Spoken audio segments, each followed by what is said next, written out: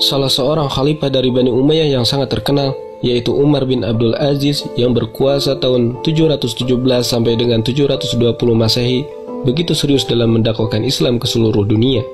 Dalam tulisannya yang berjudul So Letter from the Maharaja to the Khalifah, Fatimi membeberkan sepak terjang Khalifah Umar bin Abdul Aziz dalam menyebarkan Islam ke berbagai negeri di seluruh dunia, termasuk di Nusantara. Pada masa Khalifah Umar bin Abdul Aziz pula mulai terjadi hubungan khilafah dengan Nusantara.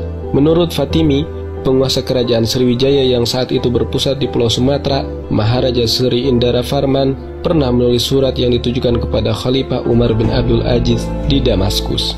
Pada masa-masa berikutnya, Kesultanan Aceh yang berdiri pada tahun 1496 Masehi memperbarui hubungan dan ketaatannya dengan pusat kuasa Islam di Timur Tengah. Ketika pucuk khilafah sudah beralih ke Bani Utsmaniyah di Turki, Sultan Aceh yang ketiga Alauddin Riayat Shah Al-Qahar yang berkuasa pada tahun 1537 sampai dengan 1571 Masehi mengirim surat kepada Khalifah Sulaiman Al-Qanuni di Istanbul pada tahun 1566.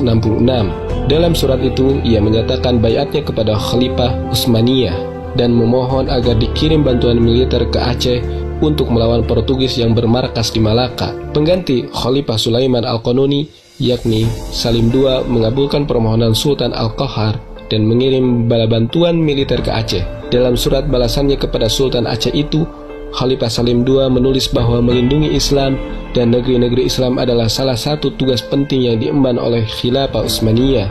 Dengan bantuan yang didapat dari Khilafah Utsmaniyah ini, Sultan Al-Qahar dari Aceh dapat menyerang Portugis di Malaka pada 20 Januari 1568 dengan kekuatan 15.000 tentara Aceh dan 400 janissaries Utsmaniyah serta 200 meriam perunggu. Kehadiran pasukan Khilafah Utsmaniyah di Nusantara benar-benar menggetarkan Portugis. Sebaliknya begitu membahagiakan Muslim dan menguatkan Islam.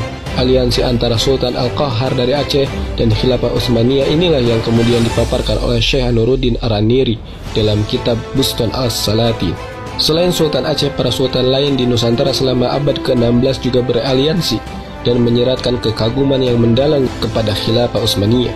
Sultan Babullah bin Khairun di Ternate bekerja sama dengan 20 ahli senjata dan tentara Khilafah Utsmaniyah ketika memerangi Portugis di Maluku sepanjang tahun 1570 sampai 1575. Berkat semangat jihad dan kerjasama yang luar biasa antara kaum muslim di Maluku dan pasukan Khilafah Utsmaniyah, penjajah Portugis dapat hengkang dari bumi Maluku. Sultan Demak yang keempat, Sunan Prawoto, juga menjadikan penguasa Utsmaniyah sebagai panutan dan cita-citanya untuk mengislamkan seluruh tanah Jawa. Sepanjang abad ke-17, banyak penguasa Islam di Nusantara yang mengirimkan utusan ke Mekah atau Istanbul untuk menyatakan ketundukannya kepada Khilafah Utsmaniyah. Mereka lalu mendapatkan legitimasi sebagai wakil khalifah di masing-masing negerinya. Para sultan di Aceh, Banten, Mataram, sampai Makassar melakukan itu semua. Sultan Aceh yang berkuasa pada abad ke-19, Sultan Ibrahim Mansur Shah, bahkan terang-terangan menyatakan negerinya sebagai bagian dari Khilafah Utsmaniyah dalam suratnya kepada Sultan Abdul Majid I pada tahun 1850. Tak hanya sekedar mengakui wilayah Aceh dan Sumatera sebagai bagian dari Khilafah Utsmaniyah, Sultan Ibrahim Mansur Shah juga menjadikan Khilafah Utsmaniyah sebagai tempat meminta izin untuk menggalang persatuan para sultan di Nusantara demi menegakkan jihad mengusir penjajah Belanda. Sungguh pemerintahan Islam yang bernama Khilafah pernah memainkan perannya di negeri kita. Rentang jarak pusat Khilafah yang jauh di Baghdad, Kairo atau Istanbul tidak menyurutkan kepedulian para khalifah dan kaum muslim di sana untuk Nusantara. Betapa banyak jejak khilafah yang masih berbekas di berbagai pulau di Asia Tenggara.